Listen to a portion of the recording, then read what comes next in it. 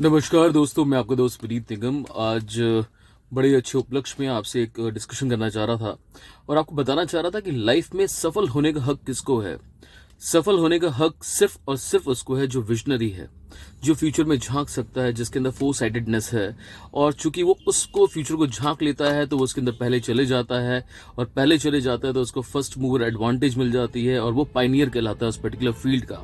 क्या आपको यकीन होगा कि आज से 20 साल 25 साल पहले कभी किसी ने सोचा था कि ट्रेन कभी हवा में चलेगी? What is that metro train? ऊपर ही तो चल रही है ना, पिलर्स पे। तो आज से 20 साल 25 साल पहले लोगों ने सोचा नहीं था। जब तक कि हवाई जहाज का इजाद नहीं किया था राइट ब्रदर्स ने, हमें ये भी नहीं लगता था कि हम यहां से उड़ के अमेरिका, ऑस्ट्रेलिया और कभी न्यूजीलैंड जा पाएंगे और बाई एयर जा पाएंगे, उड़ के जा पाएंगे। तो हम लोगों को तो पुराना पुष्पक विमान याद आता था जब हमारे माता पिता, हमारे ग्रैंडफादर बताते थे रामायण की कहानियां हमें। दोस्तों, एक चीज मैं आपको बताना चाहता हूं, जब सफल होने का हक सिर्फ उन्हीं लोगों को है जो विजनरीज हैं, तो क्यों ना हम फ्यूचरिस्टिक डोमेन्स को देखें और उसमें पहुंच जाएं पहले, ताकि हमें फर्स्ट मूवर एडवांटेज मिले। देखिए, सपने देखना बहुत जरूरी है दोस्तों। लानत है कि जिसने सपने भी अगर देखे तो छोटे देखे, क्योंकि उसके ऊपर कोई इनकम टैक्स, कोई जीएसटी नहीं लगता है। सपने देखना बहुत इंपॉर्टेंट है। और अगर आपके ड्रीम्स के बीच में या आपके गोल्स के बीच में या आपके टारगेट्स के बीच में अगर कुछ लोग आते हैं और आपके सपने, आपके वो ड्रीम्स, आपके वो टारगेट्स टूट जाते हैं, तो यकीन मानिए आप उनको सफल करने, आप उनको लेने लायक थे ही नहीं। आपके अंदर वो काबिलियत ही नहीं थी कि आप उन सपनों को साकार कर सकते थे। दोस्तों, लाइफ में 4 फेसेस हमेशा याद रखना।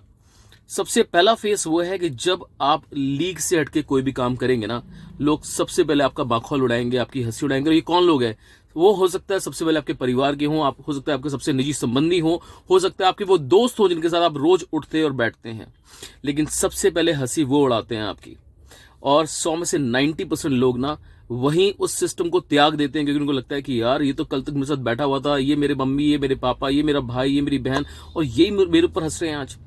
और सिर्फ बचे कितने? 10% पीपल। 90% ने छोड़ दिया ऑलरेडी। ना ओनली 10% पीपल आर लेफ्ट। उसमें से सबसे दुर्भाग्यशाली वो लोग होते हैं जो सेकंड फेज में 5% बचते हैं। वो हंसी झेल चुके हैं, अब वो उस पथ पे अग्रसर हैं जहां पे वो कार्य कर रहे हैं। लेकिन चूंकि रोम वाजंट बिल्ट ओवरनाइट, तो रातों रात तो ताजमहल बनेगा नहीं। It will take some certain time. अब लोग उनको चैलेंज करने लगे 2 महीने बाद, 3 महीने बाद, 4 महीने बाद, कि भाई तुझे मैं जो समझा रहा था तू वही कर ले, तेरे बस की नहीं है ये सब करना, भाई ये तेरे बस की नहीं है।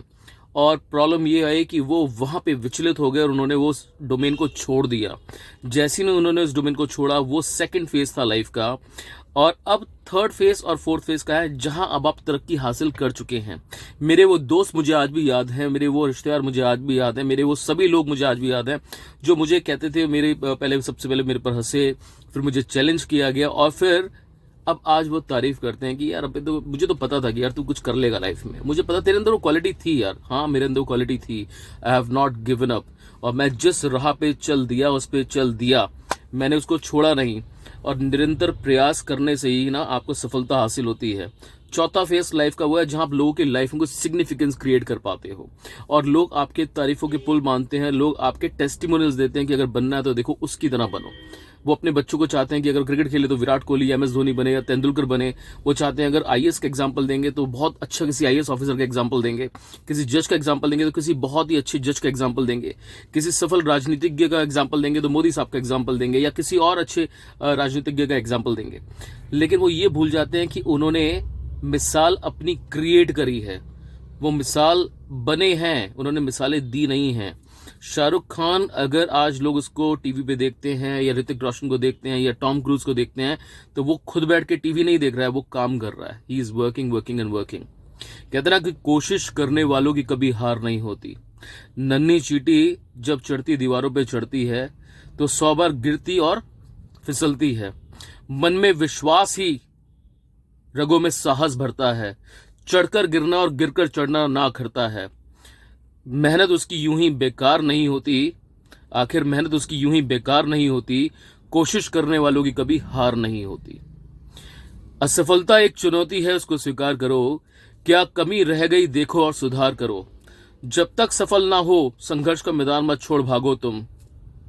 जब तक सफल ना हो संघर्ष का मैदान मत छोड़ भागो तुम। नींद चैन को त्यागो तुम। कुछ किए बिना ही यूं ही जय जयकार नहीं होती, मेहनत करने वाले की, कोशिश करने वाले की कभी हार नहीं होती। तो आपको कोशिश करते रहना चाहिए, निरंतर प्रयास करते रहना चाहिए जिस आप डोमेन में आ चुके हैं। देखिए, सबसे बड़ी चीज मैं आपको बताऊं, ना तो हम लोग इंडस्ट्रियलिस्ट हैं कि हमारे बाप दादाओं ने हमारे पास इतने करोड़ों अरबों की जायदाद छोड़ी हुई है और हम लोगों को पहले से एक इंडस्ट्री मिली हुई है। हमें जिस डोमेन में हम लोग आ गए हैं, यहाँ पे है क्या हमारे पास? सिर्फ कम्युनिकेशन स्किल्स, सिर्फ अच्छा बोलना, अच्छा पहनना, अच्छा दिखना, अच्छे माइंडसेट रखना, पॉजिटिव लोगों के साथ रहना। अगर ये आप करते हैं, देखिए कहते हैं ना कि that you spend your time with 5 millionaires, the 6th millionaire is you spend your time with the 5 multi-billionaires, the 6th multi-billionaire is gonna be you। So ये आपको डिसाइड करना है कि आपको नेगेटिव लोगों की कंपनी अच्छी लगती है या पॉजिटिव लोगों की कंपनी अच्छी लगती है। क्या आप उन लोगों के साथ बैठना चाहते हैं जो ये ड्रीम करते हैं कि यार इस साल मुझे रोल्स रॉयस परचेज करनी है या बेंटले परचेज करनी है या S class Mercedes Benz purchase करनी है, या आप उन लोगों के साथ बैठ रहे हैं कि यार इस साल तो साल महीने का पैसे ही नहीं आ रहा है, क्या करूं, पता नहीं, लगता है कहीं सुसाइड ही ना कर लूं, मुझे लग रहा है कि यार मेरी जिंदगी बिल्कुल खराब चल रही है, मुझे तो लगता है कि सब कुछ खराब मेरे साथ में, आजू बाजू सब खराब है मेरे साथ में और मुझे अपनी जिंदगी नजर ही नहीं आ। नहीं, हमें उन लोगों की कंपनी को तुरंत ही त्याग देना है। हमें सिर्फ उन लोगों के साथ रहना है जो पॉजिटिव माइंड फ्रेम के हैं, क्योंकि भगवान ने हर किसी को 2 हाथ 2 पैर और वही एनाटॉमी दी है। जो अंबानी के पास है, जो अडानी के पास है, जो बिल गेट्स के पास है, जो जेफ बेजोस के पास है, जो इलॉन मस्क के पास है, जो मिस्टर मोदी के पास है, जो सब लोगों के पास है, जो भी सफल है आज के डेट में। तो हमें उन लोगों के साथ में रहना है, हमें आगे बढ़ते चले जाना है, अग्रसर होते चले जाना है और उन 4 फेसेस को फेस करना है, जिसमें 2 सबसे इंपॉर्टेंट फेस थे स्टार्टिंग के, जहां 100 में से 95% जनता छोड़ के चली गई थी और वही जो 5% लोग रह गए थे बाद में ना, ओनली 5% पीपल, वही दुनिया के सबसे सफल लोगों में से एक हैं और वही पूरी दुनिया पे राज कर रहे हैं। क्योंकि वो सफल ही इसलिए नहीं है कि वो अपने ड्रीम से डगमगाए नहीं, वो उन्होंने जो ठान ली थी वो करके रहा। आज मैं आपको कहता हूं कि अगर आज जो डोमेन में आपको दे रहा हूं, जो प्लेटफॉर्म में आपको दे रहा हूं, अगर इस पे आप मेरे साथ सिर्फ 2 साल तन्नीनता से, मेहनत के साथ में, एक ही दिमाग को एकाग्रचित करते हुए, एकदम सामने सोचते हुए, ना दाएं देखना है, ना बाएं देखना है, ना आगे देखना है, ना पीछे देखना है, सिर्फ नाक की सीध में देखते हुए चलते चले जाना है। और अगर आपने सिर्फ 2 साल अपनी जिंदगी को मुझे दे दी तो दोस्तों, बड़ा मजा आएगा जिस दिन हम सब के सब निकलेंगे। किसी के पास मेबैक होगी, किसी को लैम्बोर्गिनी होगी और किसी को कोई पेंट हाउस में रहेगा, कोई फार्म हाउस में रहेगा। और आज से बोल रहा हूं, अगर आज आप 0 पे हैं तो मैं आपके साथ में हूं और मैं आपका दोस्त विनीत निगम हमेशा आपके साथ रहूंगा। और मुझे हमेशा उन लोगों की ही कंपनी पसंद आई है जिन लोगों ने हमेशा फ्यूचर का सोचा है। तो थैंक यू सो मच दोस्तों, इसी के साथ मैं आज का अपना वीडियो समाप्त करता हूं। Thank you so much. और मैं चाहता हूं कि इस वीडियो को देखने के बाद जिसके अंदर भी थोड़ा ज़मीर बचा हुआ है, जिसके अंदर भी एक बर्निंग डिजायर है, जील है, वो जरूर मुझे कॉल करे और मुझसे पूछे कि कौन से प्लेटफॉर्म की मैं बात करना चाह रहा हूं। Thank you so much guys, love you all.